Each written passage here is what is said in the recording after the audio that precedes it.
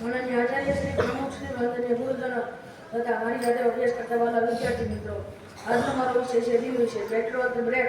ધર્મના નાટ્યકાર રંગભૂમિ વિષય સ્વતંત્ર વિચાર રજૂ કરનાર બેટરોલ બ્રેકનો જન્મ 10 ફેબ્રુઆરી 1898 ના રોજ થયો હતો. માત્ર 20 વર્ષની ઉંમરે તેમણે પોતાનું પ્રથમ નાટક બાલ લખી. માત્ર 22 દ્રશ્યોના નાટકે સૌને લાગી દીધા.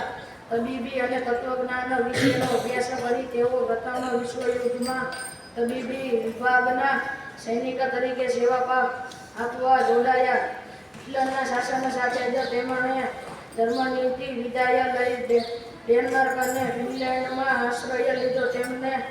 તેમને સ્ટાલિન શાંતિ પારિતોષિક મળ્યું હોવા છતાં એક વિચારક તરીકે બ્રેક પૂર્વ જર્મનીમાં અડચણરૂપ લાગતા હતા.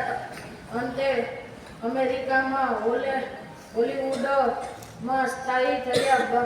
બર્લિનની રંગભૂમિના વડા તરીકે પણ તેમણે જવાબદારી સ્વીકારી. ભોગવાદી મધ્યમ વર્ગને તેમણે લક્ષ્ય બનાવી તેમનો ઉપહાસ કર્યો. માનવ અસ્તિત્વ અને અંગેના મૂળભૂત પ્રશ્નો તેમણે તેમના ગુડ વુમન ઓફ સેક્યુમાં રજૂ કર્યા. ધ મેજર તેમનું સૌથી સફળ નાટક હતું, જ્યારે મધર એ મેકિસમાં કોકીની નવલકથાના આધારે સર્જાયેલું નાટક છે.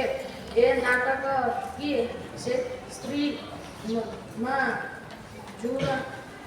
જુરોમાં જાગૃતિ લાવી હતી.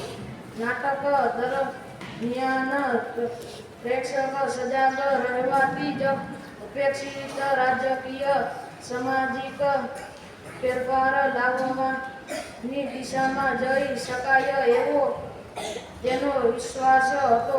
તેમણે એપિક થિયેટરનું નિર્માણ કર્યું. શરૂઆતમાં જાગૃતિ માટે નાટક લખનાર તેઓ તેમના જીવન ઉત્તરાર્ધમાં માનવતાવાદી થયેલા દેખાય છે.